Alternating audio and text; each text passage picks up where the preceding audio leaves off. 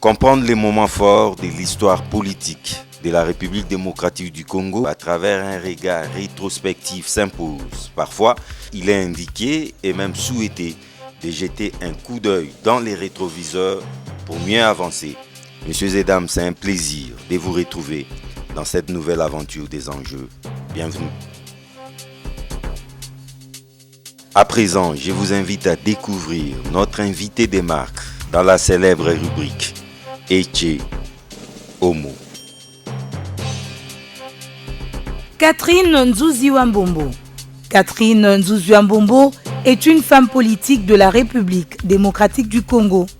Elle a commencé sa carrière politique à Kinshasa à l'âge de 23 ans en assumant la fonction du bourgmestre de la commune de la Gombe. Elle fut commissaire provincial, gouverneur de la province du Congo central, vice-gouverneur et gouverneur de la ville de Kinshasa, ministre de la Solidarité et des Affaires humanitaires dans le gouvernement de transition 1+4. En 2006, Catherine Nzuziwambombo était candidate à l'élection présidentielle représentant le MPR fait privé.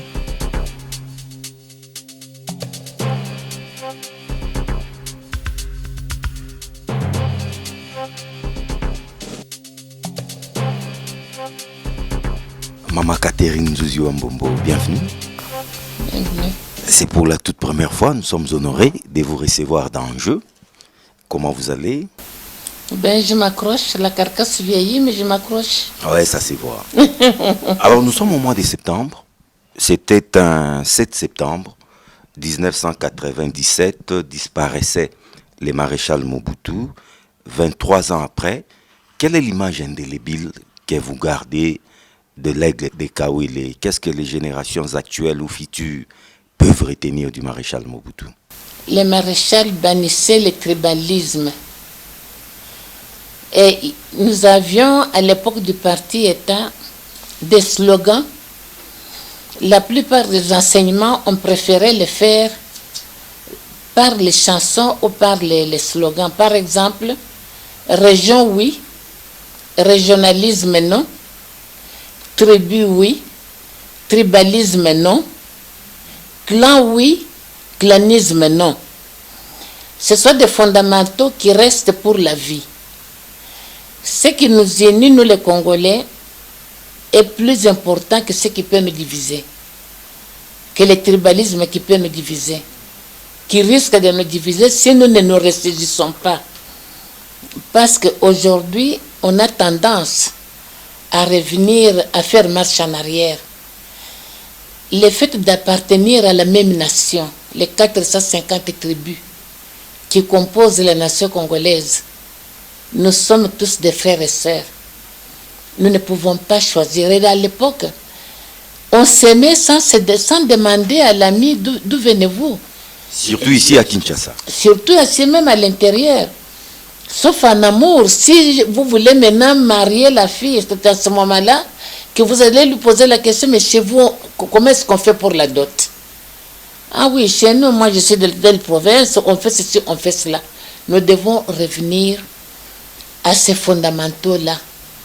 L'union nationale, le tribalisme divise. Le tribalisme fragilise la cohésion sociale, la cohésion nationale.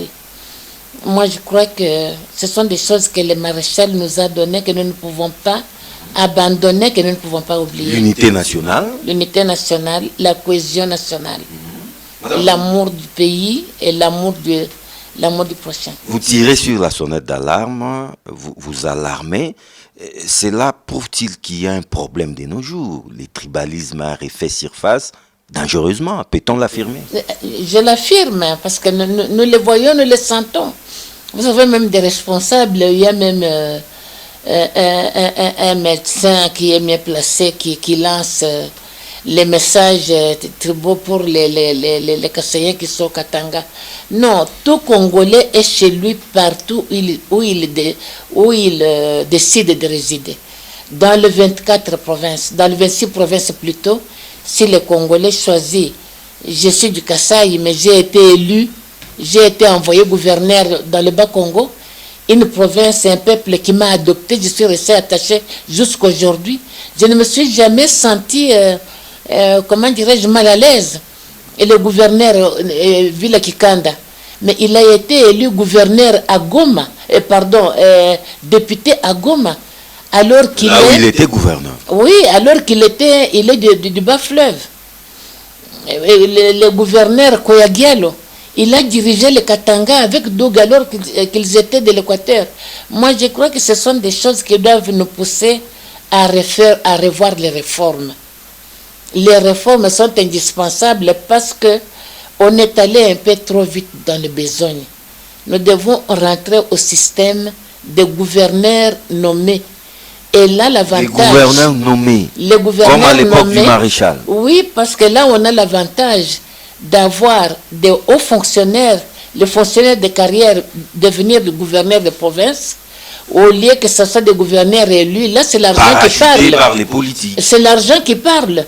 Et il n'est pas dit que l'intelligence se trouve seulement dans les têtes de ceux qui ont de l'argent. Ça, ce n'est pas vrai. Vous avez les gens, il faut donner une grande caution pour les élections. Mais tout le monde n'a pas ces moyens-là. Pourquoi on doit interdire aux Congolais qui ont de l'intelligence? Un gouverneur nommé Madame Catherine Nzuzi-Wambombo aura quelle légitimité? Mais il aura de légitimité. Moi, j'ai été gouverneur nommé au Bas-Congo. Dois-je dire que je n'ai pas été légitime? Non. C'est vous, les jeunes d'aujourd'hui, qui faites bouger les lignes. Les lignes n'ont pas bougé. Si on les fait, vous verrez qu'on aura des gouverneurs de grandes valeurs. Aujourd'hui, vous avez les conflits dans la plupart des provinces entre les assemblées provinciales et les gouverneurs. Parce que c'est le tribalisme qui est à la base de tout ça. Ils ne se supportent pas tout en étant originaires de la même province. Mais tandis que si on revient aux anciens systèmes, la territoriale des non-originaires, vous verrez que les choses vont aller. La territoriale des non-originaires, au moment où nous faisons cette émission, les ministères de l'Intérieur aussi comptent faire des nouvelles mises en place au niveau de la territoriale, mais les RCC lui met déjà en garde, il doit tenir compte de la répartition équilibrée et équitable des postes. Doit-on continuer avec les mêmes rythmes? Vous savez qu'il y a beaucoup de choses. D'ailleurs, il y a une grande erreur que moi je trouve... On n'aurait pas dû séparer la décentralisation du ministère de l'Intérieur. Le ministère de l'Intérieur aurait dû garder dans ses prérogatives la décentralisation. Et là, le ministre de l'Intérieur pouvait avoir la possibilité de faire des nominations, de trouver des gens compétents pour diriger les provinces. Vous savez qu'il est plus facile d'être ministre que d'être gouverneur de province. Parce qu'un ministre, il n'a que sa matière qu'il doit approfondir. Mais il est entouré de conseillers. Il est entouré de conseillers. Mais tandis qu'un gouverneur de province, mais là, vous êtes en même temps responsable de l'armée, responsable de la police, de l'administration provinciale. Donc, vous avez la vue sur tout ce qui se passe en province. Vous êtes un ministre chef de l'État dans votre province. Donc, je crois que nous devons avoir le courage de corriger certaines choses que nous avons faites dans la précipitation, croyant bien le faire, mais qui fragilisent le fonctionnement de l'État. Maman Catherine Nzuzi-Wambombo, parce que nous parlons de Mobutu, on ne va pas s'éterniser sur les maréchals, on va bientôt tourner la page, mais je voulais quand même vous poser cette question. 1997, l'AFDEL arrive, et avec elle, l'instabilité dans la partie est de la République démocratique du Congo. Plusieurs années après, vous êtes une fin politique. Pouvez-vous nous dire qu'est-ce qui se passe exactement dans l'est du pays et quelles peuvent en être les pistes des solutions? Moi, je crois que la plus grande bêtise que les Congolais ont commis, c'est l'arrivée de l'AFDEL. L'AFDEL n'est pas venu lui-même. C'était 5 armées étrangères. Tout à fait, c'était de l'agression. C'était de l'agression. Et quand ils sont arrivés ici, ils ont pris les archives qui étaient au niveau de la présidence de la République, les archives qui étaient dans le camp Tchachi. Ils ont pris les réserves d'échange qui étaient à la Banque centrale, qui étaient au Palais de la Nation. Nous sommes aujourd'hui un pays sans mémoire. Et là, c'est vraiment quelque chose que nous devons regretter et dire plus jamais ça. Ils en ont fait. Eh bien, ils vont voir où se trouvent les... Si vous voyez qu'à l'est, là-bas, ils sont déterminés tout le temps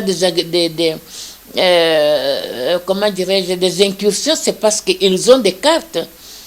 Ils ont des cartes qu'ils ont eues dans les comment dirais-je, au bureau du président et qui leur dit voilà, dans telle province les minerais se trouvent à tel endroit, à l'est là-bas se trouve à tel endroit. La cohésion nationale a été mise à mal à cause de l'AFDEL et qui est venue avec des Congolais. Bon, malheureusement, ou heureusement plutôt, quand Mouzé a remarqué cela, il a compris que les fameux rapports de l'Émirat qu'on lui avait fait signer, que l'Est, Nord Kivu, Sud Kivu, Maniema soit annexé. Et il les a traités de conglomérats d'aventuriers. Conglomérats d'aventuriers lui-même, il a compris. Heureusement qu'il s'est repris. Bon, ça lui a coûté la vie et nous regrettons parce que nous avons perdu quand même un grand Congolais. Mais je dois dire qu'il était quand même nationaliste malgré cette envie, cet acharnement de venir au pouvoir. Avec le diable pour faire partir Mobutu. À tout prix. Pour venir au pouvoir. Mobutu, c'est la maladie qui l'a fait partir. Parce que si Mobutu était en bonne santé, je vous dis, cette promenade-là n'allait pas avoir lieu. Maman Catherine, là, vous estimez qu'il allait avoir ben sang? Mais non, écoute, connaissez-vous une guerre où le sang ne coule pas? Quand l'AFDEL est entré, il y a eu combien de morts à l'Est? Combien? Mouzé ne doit pas être considéré comme un tombeur de Mobutu, c'est plutôt la maladie. C'est la maladie qui a fait partir Mobutu. S'il était en bonne santé, je vous dis que la promenade n'allait pas avoir lieu. Souvenez-vous, quand il était en bonne santé, nous sommes entourés par les neuf voisins. Avez-vous déjà entendu qu'il y a un voisin qui s'est permis de prendre un seul mètre de notre territoire? Mais il savait que la réaction allait être spontanée. Ça, c'est une réalité. Vous voulez dire, Maman Catherine, si on s'amuse avec nous à l'Est, parce que nous n'avons pas des dirigeants à la hauteur des enjeux. Je ne dis pas ça. Je ne dis pas ça. Les Congo seraient ces géants dirigés par des nains politiques. Je n'ai pas dit ça. Ne me faites pas dire ce que je n'ai pas dit. Moi, j'ai le courage de mes opinions. Je n'ai pas besoin d'utiliser un langage mitigé. Il y a beaucoup de complicité parmi les gens qui favorisent l'entrée des rebelles. C'est ça qu'il faudra retenir. Nous avons un grand pays, nous avons une armée, en plus qui est une armée soutenue. Dans quel état? Qui est soutenue. Eh bien, nous avons un président qui fait de son mieux pour envoyer les officiers dans les pays étrangers pour leur formation. C'est ça qui est important parce que n'oubliez pas que lorsque l'AFDEL est arrivé, la plupart des officiers ont été éliminés. C'est ça le mauvais côté de la chose. La plupart des officiers qui ont fait les écoles militaires, qui ont fait même Saint-Cyr, ont été éliminés. C'est dommage, mais c'est ça la réalité c'est de l'histoire de notre pays. Les péchés originels seraient l'AFDEL. C'est l'AFDEL. Il a donné aux étrangers la possibilité de connaître la grandeur de ce pays. Ils nous ont découvert. Ils nous ont découvert la grandeur et les richesses de ce pays. Et ils nous ont pris goût. Quand il s'est racheté, bon, c'était trop tard. Il a payé de sa vie, mais malheureusement, le mal était déjà fait. Donc nous devons maintenant consolider l'unité nationale et refuser la balkanisation. Les gens qui jouent, comme nous entendons parfois, on voudrait un État de Kivu. Le Congo restera indivisible. Il ne sera jamais balkanisé.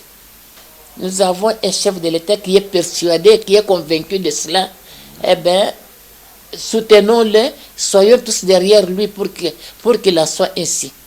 Maman Catherine Nzuzi Wambo, parce que nous parlons de l'Est, je me souviens sous les régimes 1+4, alors que vous étiez ministre de la Solidarité et Affaires humanitaires, vous étiez même parti à l'Est, vous avez passé une nuit là-bas, alors que la situation était délétère, le climat était tendu.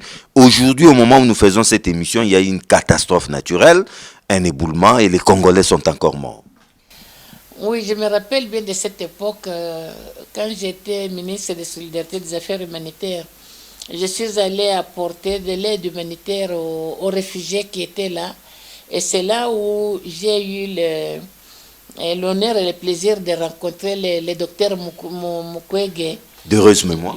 Je suis allée même dans l'hôpital où j'ai trouvé les mamans de 90 ans violées. Vraiment, ce qui se passe à l'Est, c'est très dommage. Et par rapport au docteur Mukwege, vraiment, il faudra que notre gouvernement puisse le protéger. C'était un héros dans l'ombre. Le travail qu'il fait à l'Est pour réparer les femmes, ce n'est pas une chose facile. Parfois, il a des journées de 24 heures de travail.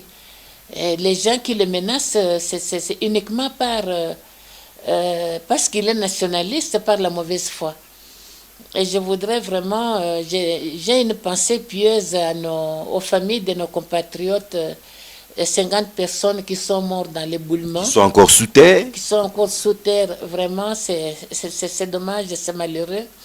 Et je pense que le gouverneur des provinces qui est là-bas, avec les autres forces vives, vont faire de leur mieux pour les faire sortir de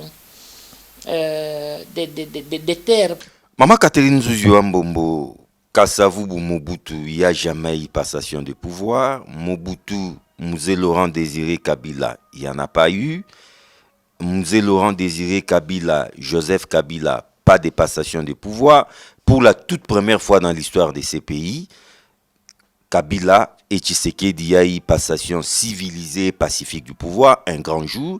C'était un 24 janvier 2019. 20 mois après, comment évaluez-vous cette passation du pouvoir, cette alternance? Estimez-vous que l'espoir qu'avait suscité ces grands jours a été déçu ou nous sommes sur une bonne voie? J'apprécie la passation du pouvoir qui a eu lieu entre le président Kabila et le président Félix Tshisekedi. Et c'est pour cela, moi, j'ai fait appel au nationalisme des Congolais qui veulent amener le débat inutile, de vouloir, de prétendre qu'ils veulent que le président de la République soit interpellé ou comment ils le disent. Destitué. Destitué pour le remplacer par qui? Non, mais l'intérimaire est constitutionnel. Non, le président, il a un mandat de 5 ans qui peut être renouvelé une fois. Pourquoi vous voulez qu'il quitte alors que les Congolais sont derrière lui? Il a un mandat de 5 ans, mais s'il tombe sous les coups de la haute trahison... Non, il n'y a pas de haute trahison. Il peut ou n'est pas achevé ses mandats. Je suis d'accord avec vous, c'est ça la Constitution, mais ce n'est pas le cas. Il n'a jamais trahi, il est dans le bon, il fait tout pour que le pays puisse devenir, que la RDC soit respectée, soit une grande nation dans le concert des nations. Ce sont des distractions, des faux débats. Vous appréciez à sa juste valeur cette alternance. Mais madame, comment calmer les ardeurs des uns et des autres? C'est que moi je qualifie des faucons. À cette allure, la coalition va-t-il amener les pays à bon port? Bon, moi j'ai l'impression, vous savez, les Congolais, dans le faux débat qui est en train de se pousser en ce moment, on trouve beaucoup de nostalgie. Ceux qui voulaient être président, qui avaient des intentions pour être président, mais les Congolais, les frustrés, les Congolais ont décidé autrement. Fachi n'est pas venu de lui-même. Fachi a été élu au suffrage universel par les Congolais. Il a été nommé, disent certains. Désolé, ça c'est leur c'est de leur responsabilité, mais moi, la responsabilité m'oblige à rendre ce qui est vrai. Je ne suis pas à un âge où je peux flatter ou bien où je peux dire des mensonges. Fachi est président de la République démocratique du Congo, élu au suffrage universel. Il a un mandat de 5 ans. Et après 5 ans, quand on voit la manière dont il est en train de se prendre dans la ville, vous avez les travaux partout avec les sauts de moutons, etc. Mais je crois que je ne serais pas étonné de le voir revenir en 2023. Que ceux qui ont l'ambition de devenir chef de l'État, qu'ils prennent patience.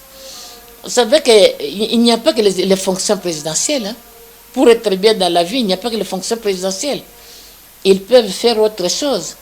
Et Fachi a tendu la main, a tendu les bras à tout le monde. C'est notre pays, le Congo, n'a pas seulement besoin de l'intelligence de Fachi seul, non. Le Congo a besoin de toutes les intelligences des Congolaises et des Congolais. Nous sommes nombreux et nous sommes un pays qui a la chance d'avoir la plupart des intellectuels et dans toutes les branches de la vie nationale. Donc, ne faisons pas un débat qui va fragiliser la cohésion nationale inutilement. Mettons-nous ensemble pour construire notre pays. Mettons-nous ensemble pour que le Congo devienne un grand pays qu'on doit craindre comme ce fut le cas à l'époque du maréchal.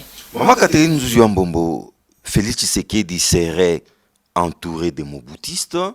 Là, nous assistons à une métamorphose dangereuse du fils d'Étienne Tshisekedi. Et ces Mobutistes risquent de lui faire commettre les mêmes erreurs qu'avait commises Mobutu. Et ils sont en train de les transformer en un dictateur, en un monarque. Vrai ou faux? Vous voulez bien me dire un peu les erreurs que Mobutu avait commises? Dis-le-moi. Il était dictateur, ça tout le monde le sait. Mais c'était un dictateur visionnaire. Vous pouvez avoir un pays de 80 millions d'habitants ou 90 millions d'habitants et les gérer avec un grand sourire. Ces pays, il faut une petite dose de dictature. mais tout à fait. Les Congolais sont comme ça. Un chef doit avoir des principes. Un chef doit avoir, comment dire, ça doit être un bras de fer dans un gars de velours. Donc, il dirait Tata Bomoko. Tata Bomoko, Maman Bomoko, École Bomoko. Ça, c'est les maréchals. Mokonzi Bomoko qui est fâché pour le moment. Que ceux qui ont des ambitions, qu'ils prennent le mal en patience. Parce qu'ils veulent tout simplement déstabiliser le pays inutilement. Hein? Qu'on le veuille ou pas, le Congo est appelé à aller de l'avant. Et moi, je suis très contente quand je vois l'attitude de Fachi qui ne passe pas le temps à commenter ces choses-là. Ce sont des colibés qui laissent ceux qui en ont envie de le dire qu'ils le disent. Il a l'obligation des résultats. Qu'il passe son temps à réfléchir sur ce qu'il faut faire pour la grandeur de ces pays, pour que ces pays aillent de l'avant, pour que nous puissions avoir une tranquillité, que nos frères qui sont à Beni, qui sont à l'est du Congo, puissent vaquer à leur occupation et qu'ils puissent contacter nos voisins. Parce que ces rebelles-là qui font des incursions chez nous, ils habitent quelque part, ils viennent de quelque part. Eh bien, il faut renforcer comment dirais-je, la cohabitation pacifique avec les voisins. Il faut soulever un dialogue avec les voisins pour que chacun puisse gérer son pays dans le calme. Si ce sont les minerais que nous avons, si ce sont les biens que nous avons qui les poussent à faire, mais pourquoi est-ce que nous ne pouvons pas faire de jeunes ventures? Pourquoi nous ne pouvons pas créer des sociétés mixtes pour les exploiter officiellement? On sait que chaque pays aura autant de pourcentage. Pourquoi on ne ferait pas ça au lieu de le faire en cachette? Ça fait calmer les velléités impérialistes. Bien sûr, mais bien sûr. C'est Dieu qui nous a donné ces richesses. Les Congolais n'ont pas demandé cela. Mais si ceux qui n'en ont pas veulent que nous puissions créer des sociétés mixtes pour les exploiter ensemble, pourquoi pas? En réalité, ce qui se passe à l'Est, c'est une guerre des prédations économiques. Mais tout à fait. Comme aujourd'hui, j'avais appris que Il y a les Rwandais qui exploitent déjà le gaz dans les lacs. Ils ont commencé par le coltan. Ils ont commencé, mais qu'on les fasse, ils ne doivent pas le faire seuls. Les lacs appartiennent à la République du Congo et une petite partie au Rwanda. Donc qu'on les fasse nous-mêmes aussi, qu'on fasse des sociétés mixtes. Même la nature a horreur du vide. Maman Catherine, si vous ne vous occupez pas de votre terrain, la nature va s'en occuper. Vous allez trouver des herbes. Écoutez, ça fait déjà seulement 1 an que Fachi est là. Ce n'est pas facile. Il a passé la première année dans la découverte. Nous avons 450 tribus. Qui sont-ils? Quelles sont leurs mentalités? La première année, il nous a fait passer une année comme un stagiaire en train de découvrir. Non, c'est ça la responsabilité. Si vous ne savez pas ce qui se passe, comment vous allez gérer? C'est le problème.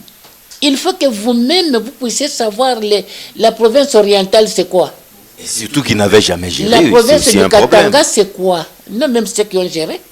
Même moi qui ai déjà géré, j'ai plus de 50 ans de vie politique. Aujourd'hui, je suis chef de l'État. Ne pensez pas que ça va être facile. Je vais commencer à faire comme un cheveu dans la soupe. La tâche n'est jamais aisée. La tâche n'est jamais aisée.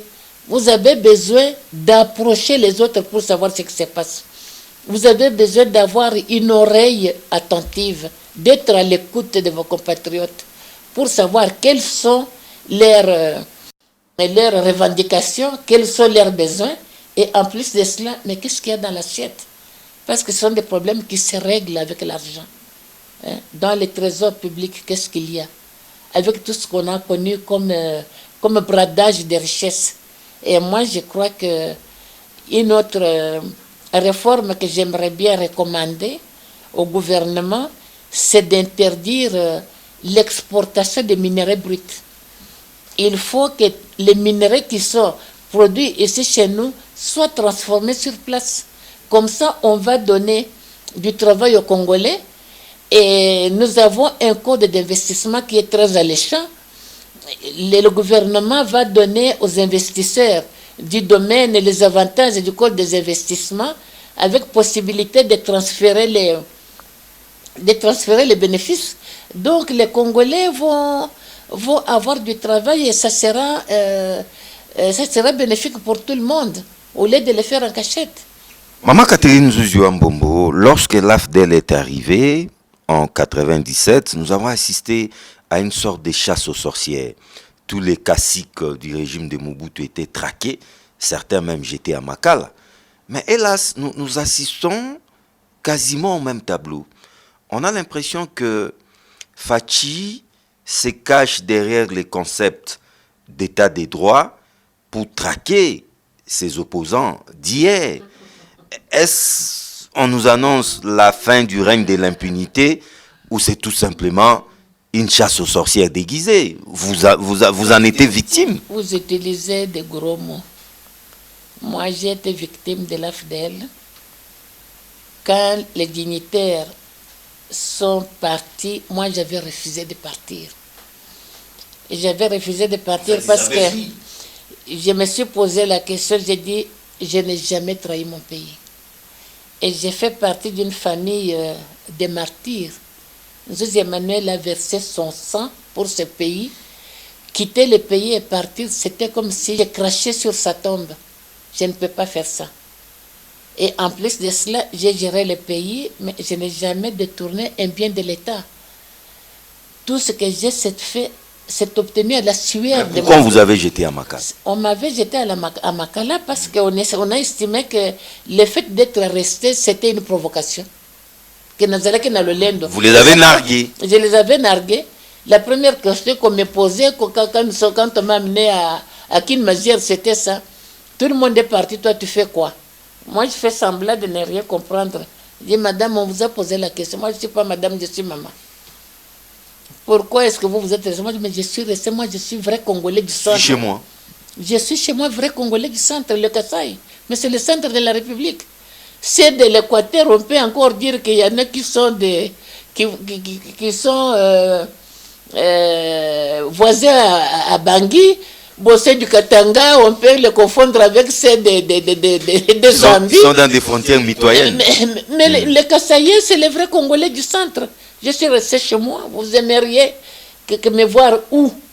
J'aime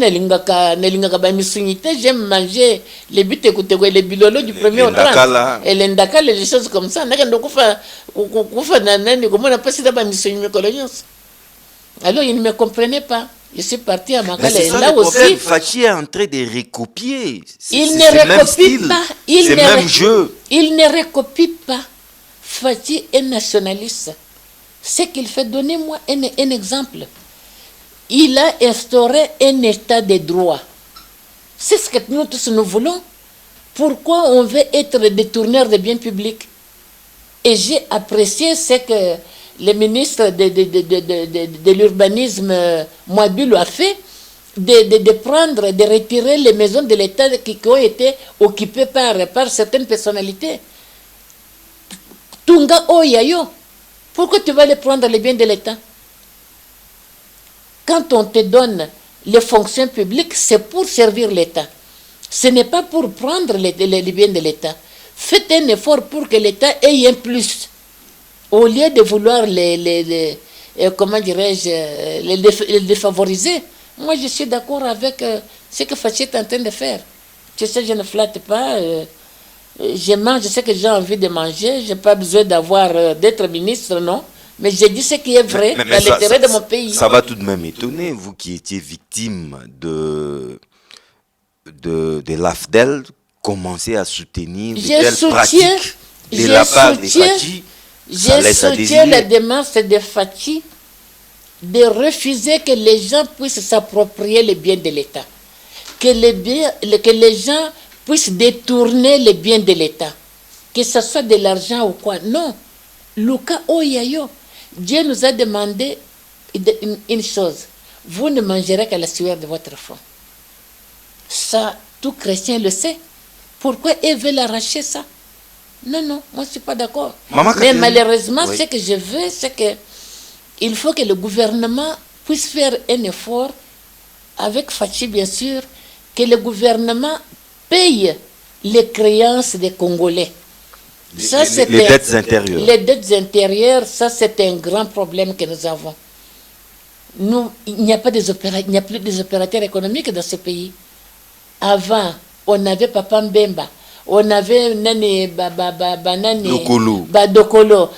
Quand on partait à la maison, on sentait que l'économie était entre les mains des Congolais. Aujourd'hui, ce sont les Chinois, les Indiens, on n'est pas contre les étrangers, mais les étrangers, nous devons appliquer la loi. Le commerce de détail doit rester pour les Congolais. Vous allez sur l'avenue du commerce trouver un étranger derrière un comptoir en train de vendre des biscuits, que sais-je encore. Et les Congolais vont faire quoi? C'est ce que nous voulons, que le gouvernement paye les dettes intérieures des Congolais pour leur permettre de réinvestir cet argent et que l'économie soit entre les mains des Congolais au lieu qu'on soit tout le temps derrière les autres. Maman Catherine Nzuzi Wa Mbombo, l'heure est aux réformes. Les réformes, c'est sur toutes les lèvres. Vous passez par ici réforme, vous revenez par la réforme. Après avoir passé de 2 tours à un seul tour, un cadre du FCC-PPRD a encore réfléchi. Jusque-là, ce n'est qu'une réflexion. Il dit que pour des raisons d'économie, il faut économiser de l'argent. Les élections nous coûtent cher et pour atténuer les revendications post-électorales, il faut désormais que le président de la République soit élu au second tour. Une sorte de grands électeurs, les parlementaires, qui vont carrément commencer à élire avec 50 ans d'expérience politique que vous drainez derrière vous. Pensez-vous qu'une telle réforme est nécessaire et même opportune? Non, là on fait marche en arrière. Le président de la République, il est le commandant suprême. Il est le premier citoyen, il doit être élu par tous les Congolais. Mais c'est vous qui venez de soutenir ici que les gouverneurs doivent être nommés. Je parle du président de la République, je ne parle pas des gouverneurs de province. Je parle du président de la République, le premier citoyen. Il doit être élu par les Congolais qui sont dans les 26 provinces. Parce que là, qu'il soit élu par les choses... Par les élus, on va favoriser, les grands électeurs. Mais on va favoriser la corruption. Là, c'est de nouveau l'argent qui va parler. Et vous pensez que l'argent n'est... Donc ça nous permet d'économiser. Non, non, non, non. Ce pays est riche, mon frère.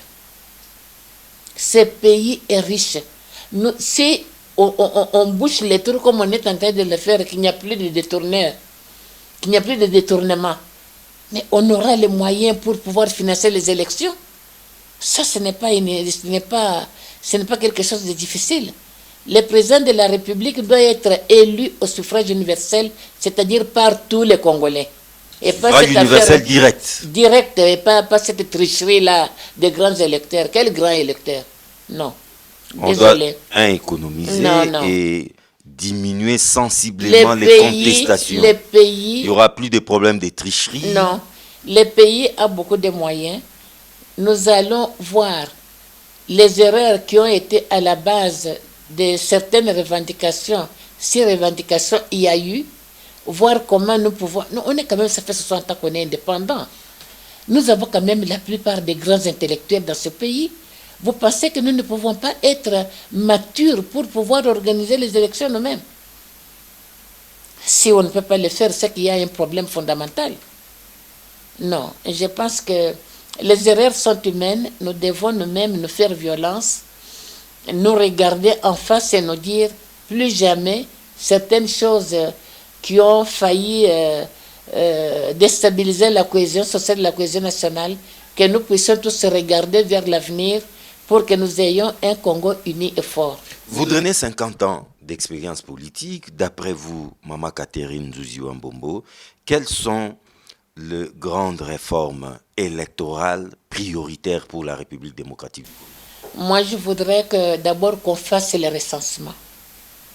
Jusqu'aujourd'hui, chacun, il y en a qui parlent de 80 millions, il y en a qui parlent de 85 millions, de 90 millions. Avant les élections. On a voulu faire les recensements, on a descendu les gens dans la rue, les Congolais sont morts et on l'a renvoyé au calendrier. Non, maintenant, les derniers recensements datent de 84, si ma mémoire est bonne. Je crois qu'avant les autres élections, nous devons d'abord faire le recensement. À combien nous sommes réellement? Nous n'avons pas une carte d'identité. Les Congolais vont à la banque avec les permis de conduire pour retirer de l'argent, c'est une honte. On doit faire le recensement et qu'on ait la possibilité de donner à chaque Congolais une carte d'identité. Ça, c'est une réforme importante. On doit faire la réforme pour revenir au système des élections à 2 tours. Le président de la République, l'autorité suprême, on a besoin de faire 2 tours pour savoir est-ce que les premières réactions étaient les bonnes, étaient réelles. On doit faire ça. Certaines réformes à faire, comme je vous ai dit, les gouverneurs doivent être nommés et non élus pour éviter qu'on ait des gouverneurs qui ne comprennent rien à la territoriale, qui sont là uniquement pour les honneurs et pour de l'argent. Là, ça ne va pas. Un gouverneur, c'est la polyvalence. Là, c'est une grande responsabilité. Vous devez avoir la maturité pour être gouverneur. Il est plus facile d'être ministre de la République que d'être gouverneur de province. J'ai été gouverneur au Bas-Congo, j'ai été gouverneur à Kinshasa. Je sais de quoi je parle. Donc, le recensement est indispensable avant les nouvelles élections. Et doit-on revenir au détour à la présidentielle? Bien sûr, je venais de le dire, nous devons revenir au détour à la présidentielle. Et là, vous verrez que ce président-là aura vraiment une grande... une assise nationale réelle. Maman Catherine Nzuzi Wambombo, vous êtes d'abord et avant tout une femme. Il n'est pas mauvais, une maman, de vous aborder aussi dans ce sens-là. La femme congolaise, là je parle sur le plan politique, vous estimez que son combat de la parité a aujourd'hui payé ou elle a encore du chemin à parcourir devant elle? Le combat de la parité a payé à moitié. À moitié parce qu'on a quand même eu quelques femmes qui ont occupé ou qui occupent des responsabilités. Mais là, nous demandons au président de la République, qui est le magistrat suprême, de nous rendre justice. De nous rendre justice, parce que jusqu'ici, on a eu, à l'époque du maréchal, on a eu une femme vice-présidente du comité central. C'était l'équivalent du vice-président de la République. J'étais vice-président de la République.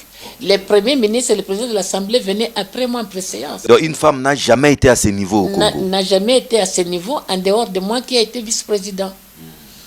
Mais on doit avoir, pourquoi est-ce qu'on ne peut pas avoir une femme Premier ministre, par exemple? Une femme à l'Assemblée nationale. Nous avons les compétences, ça c'est déjà très bien.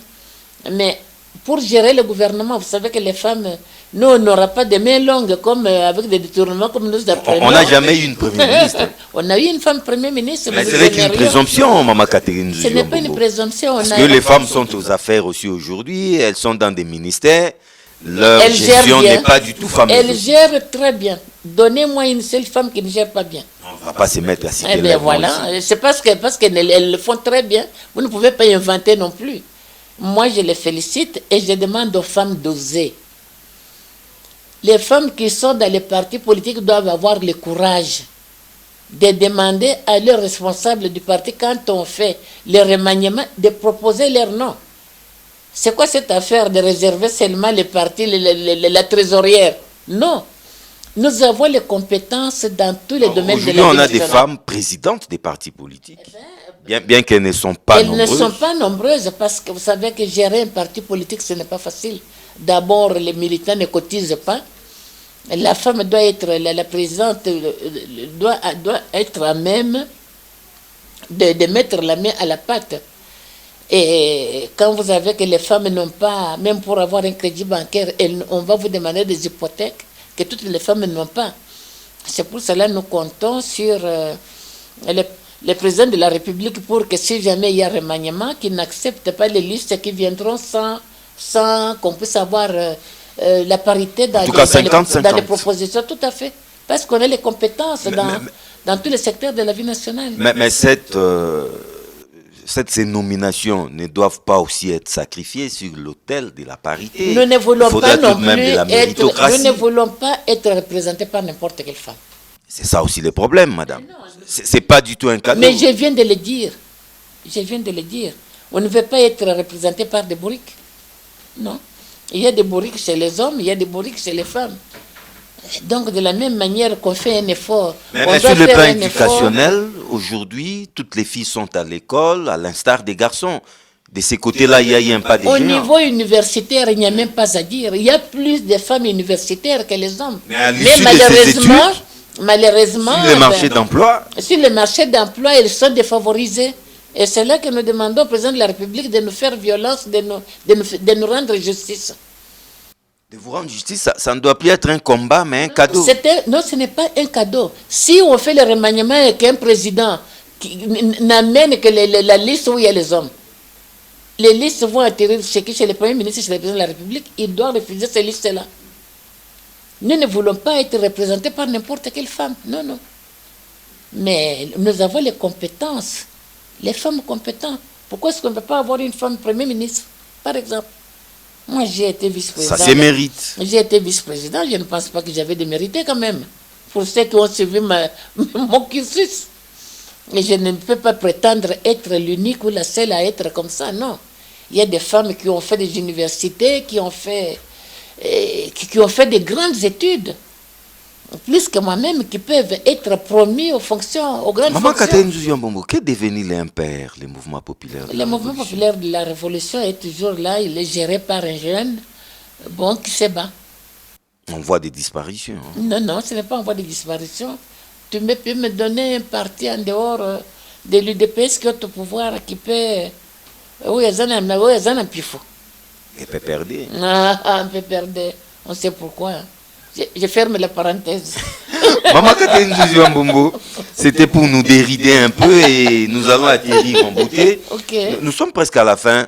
Comment voyez-vous l'avenir du Congo, l'avenir de la coalition? 2023, les élections, est-ce possible? Déjà, les langues se délient pour parler d'un glissement, le glissement qui a tué des Congolais, mais aujourd'hui, ça devient la mode. Non. C'est un peu curieux. Non, je vous ai parlé d'une grande réforme qui doit se faire avant. Ce sont les recensements. Les recensements des Congolais, à combien sommes-nous? On doit donner les cartes d'identité aux Congolais.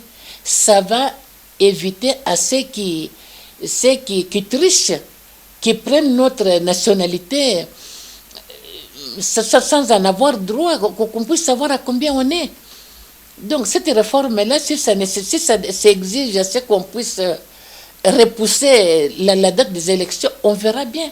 Mais qu'on le fasse, ce n'est pas souhaitable. Aujourd'hui, le glissement est permis. Qu'on fasse d'abord, je ne peux pas dire que c'est permis, mais qu'on fasse cette réforme-là, si on peut faire le recensement, on verra combien de temps ça va prendre. On a quand même eu de l'expérience dans l'État, on a 26 provinces, qu'on sache un peu qui est Congolais, qui ne l'est pas. Les Congolais vont à la banque retirer de l'argent avec le permis de conduire. Est-ce que tu trouves que c'est digne? Avec les cartes d'électeurs. Mais avec les cartes d'électeurs, c'est pas normal. C'est pas normal. Donc il y a des choses qui doivent être faites pour que nous puissions avoir, pour que nous puissions être un pays comme tous les autres. Parce que ce sont des choses qui nous ridiculisent et qui nous font passer pour des gens qui ne sont pas cohérents, qui ne sont pas intelligents.